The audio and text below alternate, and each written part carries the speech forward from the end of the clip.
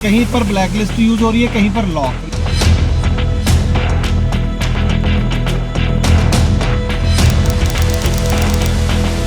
अगर तो उन्होंने सही करा तो फिर 60 का 60 ले लेते, नहीं गलत था तो फिर इसको माफ करना चाहिए था। पढ़े लिखे ऑपरेटर होते हैं, उनकी बात सुनने में मजा आता है। भर के ही झारखंड अपनी गाड़ियां भेजें, नहीं तो कोई सुनने वाला वहां पर है नहीं।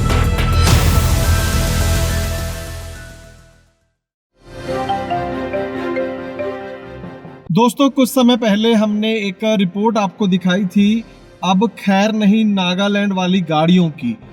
ये वीडियो नंबर 2557 था और ये खबर थी झारखंड से, जहां पर नागालैंड नंबर की जो गाड़ियां थी उनके बहुत बड़े बड़े हजारों लाखों रुपए के चालान किए जा रहे थे।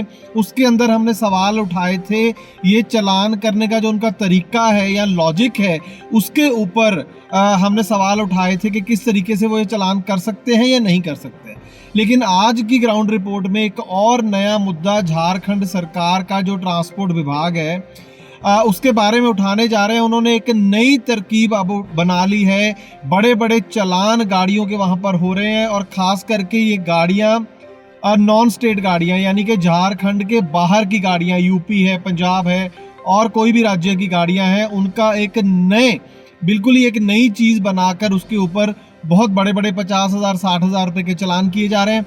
आज की ग्राउंड रिपोर्ट में हम डिस्कस करेंगे कि कैसे आप उससे बच सकते हैं और क्या जो कार्रवाई वहां पर की जा रही है वो गलत है या सही है कानून के हिसाब से। तो आइए शुरू करते हैं आज की खास ग्राउंड रिपोर्ट एक छोटे से कमर्शियल के बाद।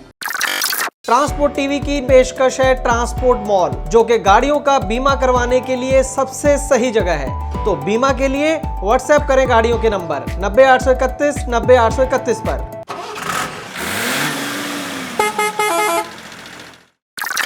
ट्रांसपोर्ट टीवी पर आपका स्वागत है। मैं हूं मनिंदर सिंह और आप देख रहे हैं ग्राउंड रिपोर्ट। दोस्तों, आज की ग्राउंड रिपोर्ट में हम आपको दो ऐसे केस अलग अलग जगह के दिखाएंगे जिसमें बड़े बड़े चालान, जैसे मैंने कहा, कि किए जा रहे हैं झारखंड के अंदर। और क्या वजह है वो मैं आपको भी बताता हूँ। जो पहला केस है वो गिरजा शंकर है, 5-6 ट्रकों के मालिक हैं। ये वाराणसी यूपी के रहने वाले हैं। जिस गाड़ी का चालान हुआ है उसका नंबर आपकी स्क्रीन पर है। कटनी मध्य प्रदेश से कोलकाता ये गाड़ी आ रही थी। इनकी गाड़ी को झारखंड के अंदर रोका जाता है। वहां पर एमबीआई इस गाड़ी को रोकता है और उसका एक सीजर मेमो बनाता है, यानी कि गाड़ी आपकी सीज कर ली है, ये एक सीजर मेमो बनाता है। लेकिन गाड़ी को जब्त किया नहीं जाता और उसको मेमो देकर वहां से भेज दिया जाता है। और कुछ दिन बाद जाकर गाड़ी मालिक को पता चलता है कि आखिरकार वो हुआ क्या था, क्योंकि बहुत सारे लोगों को जब वो मीमो देकर, सीजर मीमो देके वो वहां से चलता कर दिया जाता है, ना तो कोई पैसा लिया जाता है, ना कुछ चालान होता है, ना कुछ पता चलता है बंदे को। तो बहुत सारे ड्राइवर तो ध्यान भी नहीं दे रहे और बहुतों को लगता है कि बच गए हैं, या उनको बोल दिया जाता है कि 500-700 का चालान है, भर लेना।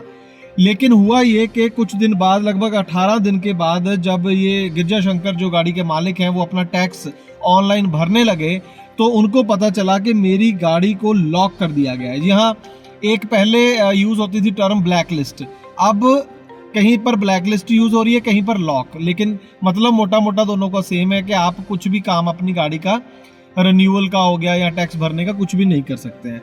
तो इसके ऊपर धाराएं लगी सेक्शन 179, 177, 192A एमबी एक्ट की, और इसके अलावा झारखंड मोटर व्हीकल एक्ट की भी धाराएं लगी हैं। और इस गाड़ी को ये धाराएं लगाकर लॉक कर दिया गया। और हुआ ये है, जब पता करा कि किस बात पर का ये मेमो जारी हुआ था और क्यों ये लॉक कर दी गई गाड़ी, वो इसलिए कि इनकी गाड़ी के पास नेशनल परमिट तो था जब झारखंड गए थे, लेकिन इनकी गाड़ी का यूपी का टैक्स जो उस दिन था वो नहीं भरा हुआ था, 18 दिन ऊपर निकल गए थे।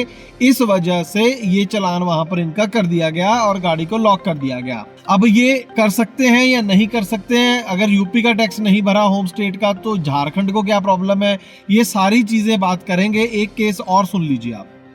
दूसरा केस है रशपाल सिंह है और ये अमृतसर से है, पंजाब की गाड़ी है। कृपाल सिंह उनके भाई हैं, वो इस गाड़ी को ऑपरेट करते हैं।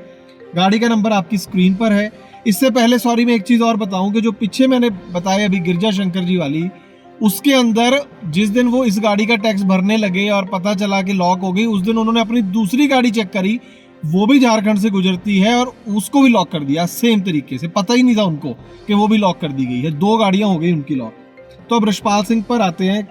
रिशपाल सिंह और कृपाल सिंह, इनकी जो पंजाब की गाड़ी है, ये कोलकाता से उत्तराखंड गाड़ी आ रही थी और चिरकुंडा में इस गाड़ी को रोका गया। 20 अप्रैल को 4:10 हुए थे शाम के।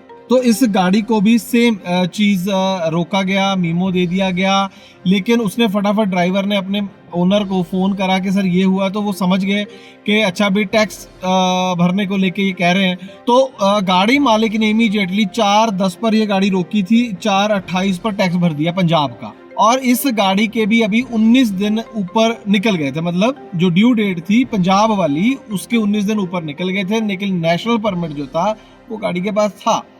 तो गाड़ी मालिक ने इमीडिएटली टैक्स भी भरा और उनसे ये गुजारिश करी, वहाँ जो भी ऑफिशियल्स थे अपने ड्राइवर के ज़रिए, कि आप मेरी गाड़ी का चालान इस वजह से कर नहीं सकते हैं। पहली बात तो देखो ये है कि आपकी स्टेट का तो टैक्स भरा है, कहने का मतलब जब नेशनल परमिट भरा जाता है, नेशनल परमिट की फीस, तो वो पूरे देश के राज्यों में बंट जाती है जितना जिसका हिस्सा बनता है। उसके अलावा होता है होम स्टेट का टैक्स। तो होम स्टेट का टैक्स पंजाब का है, उसमें झारखंड का क्या लेना देना, झारखंड का तो कोई टैक्स का लॉस है नहीं, तो मेरी गाड़ी का चालान किस बात का। अब इसका एक तर्क उन्होंने तो नहीं दिया, मैं अपनी तरफ से अगर देने की कोशिश करूं तो ये हो सकता है कि भाई जब आपने होम स्टेट का टैक्स नहीं भरा तो नेशनल परमिट जो है आपका वो इनवैलिड हो जाता है। तो इसका बहाना उन्होंने बना लिया कि ये तो इनवैलिड नेशनल परमिट है और हम आपका चालान करेंगे। लेकिन हाँ, उस नेशनल परमिट की फीस झारखंड को जरूर मिल गई, तो लॉस उनका बिल्कुल नहीं है। अब ये लॉजिक मुझे समझ में आया कि शायद इस वजह से चलो चालान कर दिया। लेकिन इस पर भी जो गाड़ी के ऑपरेटर हैं कृपाल सिंह, उन्होंने बड़ी अच्छी एक लॉजिक दिया कि ये चालान गलत क्यों है। वो इसलिए, उनका कहना यह था कि मेरी होम स्टेट जो है पंजाब, वो मुझे 30 दिन का एक तरीके से एग्जाम्पशन देती है या कंसेशन पीरियड देती है कि अगर ड्यू डेट निकलने के 30 दिन के बाद भी 30 दिन के अंदर अंदर तुम टैक्स जमा कर सकते हो, तुम्हारा कोई फाइन चालान नहीं होगा, ठीक है, और तुम्हारा इनवैलिड नहीं माना जाएगा परमिट वगैरह जो भी है। तो उसको 30 दिन का टाइम है मेरे पास, तो 19 दिन हुए हैं अभी, तो 19 मैं भर दूंगा और भर भी दिया। तो उसके बाद झारखंड के जो ऑफिशियल्स हैं उनके पेट में क्या दर्द है, उनको क्या प्रॉब्लम है, वो मेरा चालान क्यों कर रहे हैं। मुझे उनका तर्क सुनकर बड़ा एक अच्छा लगा। पढ़े लिखे ऑपरेटर होते हैं, उनकी बात सुनने में मज़ा आता है, तो बिल्कुल लॉजिकल बात मुझे लगी। और सेम केस शायद यूपी वाले का जो पहले गिरजा शंकर जी गाड़ी का, उसका भी 18 दिन बाद ही कर दिया। और ज़रूर हर स्टेट ही कुछ ना कुछ कंसेशन पीरियड देती है, और मज़े की बात यह है कि झारखंड में 60 दिन का कंसेशन पीरियड मिलता है। खैर वो झारखंड की गाड़ियों को मिलता है, लेकिन इनकी कोई दलील सुनी नहीं गई और 60,000 रुपये का इनका चालान, इनको जो इनका आरोप है गाड़ी मालिक का, उसे हम देखिए, हम उसको वेरीफाई तो नहीं कर सकते, लेकिन उनका आरोप है कि वहाँ रिश्वत मांगी गई, रिश्वत हमने देने से मना कर दिया। तो हमने कहा कि हम कोर्ट में इसको भर लेंगे, 60,000 रुपये का चालान था। तो लेकिन वो कोर्ट से भी, मैं उनके जो शब्द यहाँ पर हम नहीं दिखा सकते हैं, जो उनका गुस्सा उन्होंने जाहिर किया। उनका कहना था कि बहुत ही, एक तो 70 दिन लगा दिए कोर्ट ने फैसला देने में, छोटी सी बात थी, और उसके बाद भी कोर्ट ने एक तरीके से रिक्वेस्ट कर दी डीटीओ को कि आप ज़रा इनका कुछ कर दो, कुछ एडजस्टमेंट कर दो। तो 60,000 का चालान 44,650 रुपये का हो गया सिर्फ, मतलब 16,000 रुपये का डिस्काउंट दिलवा दिया 15,000 रुपये का।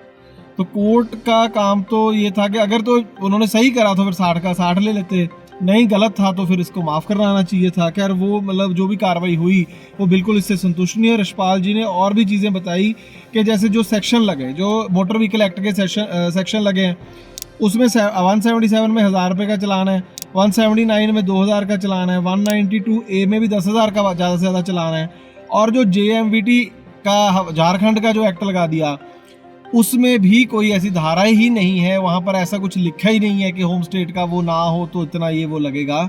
तो उनको तो समझ ही नहीं आया कि ये हुआ क्या। और भी उन्होंने कई चीज़ें बताई कि जो बहुत ही मतलब फालतू की मैं कहूँ या तंग करने वाली बातें थी।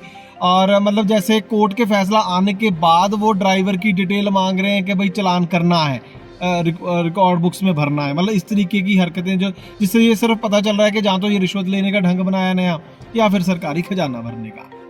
तो झारखंड में यही कहूँगा कि लॉजिक तो कुछ चल नहीं रहा, तो यही है कि भाई अपनी जो भी होम स्टेट का टैक्स वगैरह है तो अपना भर के ही झारखंड अपनी गाड़ियां भेजें, नहीं तो कोई सुनने वाला वहां पर है नहीं। यही आज की ग्राउंड रिपोर्ट में मेरी सलाह आपसे है। आपकी क्या राय है? आपके साथ अगर किसी के साथ ऐसा हुआ है तो कमेंट सेक्शन में ज़रूर बताइएगा। वीडियो को ज़्यादा से ज़्यादा शेयर करें। उम्मीद करूंगा कि आपकी जानकारी में इजाफा हुआ होगा इस वीडियो को देखकर। ट्रांसपोर्ट टीवी देखने के लिए बहुत बहुत शुक्रिया। ट्रक हो या बस, टैक्सी हो या ऑटो, छोटा हाथी हो या पिकअप, इन सब का बीमा सिर्फ और सिर्फ ट्रांसपोर्ट मॉल से। बस गाड़ी की आरसी और पुरानी बीमा कॉपी 90-831 90-831 पर व्हाट्सएप कर दें तो गाड़ी का बीमा सिर्फ और सिर्फ ट्रांसपोर्ट मॉल से।